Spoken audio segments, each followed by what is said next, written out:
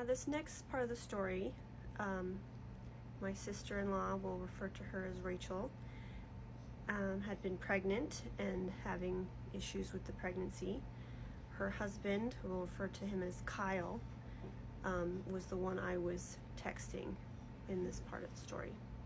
I had texted Kyle an update of the conversation I'd had boundaries-wise with my mother-in-law. He didn't seem to like that I was texting just him, so he screenshot my message to him and then shared it in a chat with himself, Bryson, and with me. I can understand that he was stressed about his wife and upset about how the drama was affecting her, but he didn't need to lash out the way he did. This was his message. Alina, in response to your text, I don't care about it, not my business, keep me and my family out of this. Rachel has enough on her plate without all this, and it's causing unnecessary stress and pain for her and our family. Bryson, if you have issues, you should talk it out with your parents instead of hiding behind your wife. It's time to buck up and stop acting like a child. Bryson did not respond at all in the chat. However, he did take it really hard, to the extent that he completely blocked his sister and decided not to talk to her about anything, period. I did promise Kyle that I would stop talking to Rachel about our issues and other things, but if she reached out to me with questions, I wasn't gonna not answer her. So Bryson was very upset for the next 3 days after this happened. He cried a lot. He was very hurt by the things that Kyle said and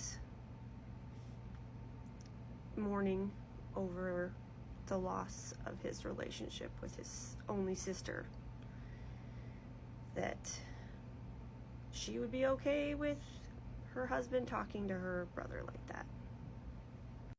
Now, 4 months later, we get a text from Bryson's other brother, we'll call him Alex, letting us know that Bryson's grandma had fallen and broken her hip. Understandably, we were very upset to hear about this. I was, however, curious as to why Bryson's mom or dad hadn't told us about it through the family chat like they normally would. Bryson automatically assumed that his mom was trying to control the narrative or something, where I wanted to ask questions and find out exactly what was going on instead of assuming things. So I reached out to Alex, trying to find out what was going on. That's very upsetting about Grandma. Just out of curiosity, is there a reason Mom didn't put all this info up on the family chat? He followed the pattern of what I had experienced thus far in being defensive. He says, given the circumstances, I'm not looking to stir up drama. And I said, I'm not either. I'm just confused.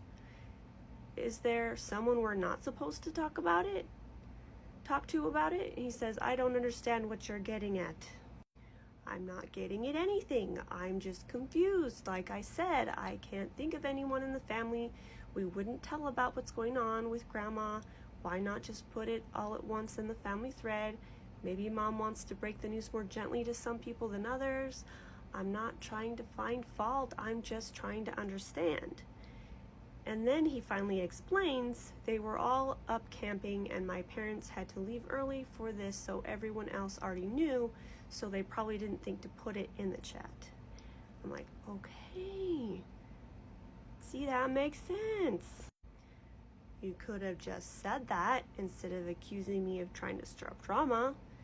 That's never been my intent. I have all respect and love for you and everyone in this family. I find that very hurtful.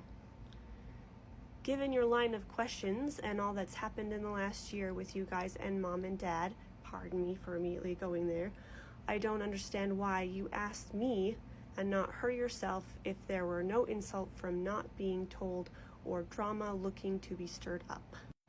You're right in that I could have just texted Mom. You were the one communicating with us about this from the start, which is why I asked you. I didn't know if she was busy or something, considering she hadn't contacted us yet. I do not pretend to be proficient at dealing with family rifts/drama. I myself am working on my communication skills. I have grown up being homeschooled, and there are some holes in my social skills. I'm doing my best to learn and make up for it. And here's where I just let him have it. And I finally clicks in my head that they are blaming me for all of this. I did not create the issues going on in this family. They were already here when I married into it. I never told Bryson to stop talking to your parents. That was fully his decision.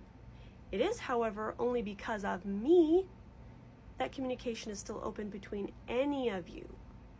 Instead of being thanked for it or appreciated in any way, I get suspected of foul play. Do you understand how hurtful that is? I'm just trying to help. I can stop trying if you'd rather I did. He fully stopped responding after that, so I think hopefully I got through to him somehow. And to give that a little more context, initially when Bryson cut off his parents, his brother Alex thought that Bryson was mad at him for some reason, and so hadn't talked to him in a while. And Bryson thought that Alex was upset with him for some reason, and so they just weren't communicating. And it was only because I was communicating with mother-in-law that she told me that Alex was feeling like he'd done something to offend Bryson and was sad that Bryson hadn't reached out to him in a while. And so I told Bryson how Alex felt, and then he reached out to him. So if I hadn't been the bridge, he and Alex would not have been talking at all at that point, and that conversation would not probably even have happened.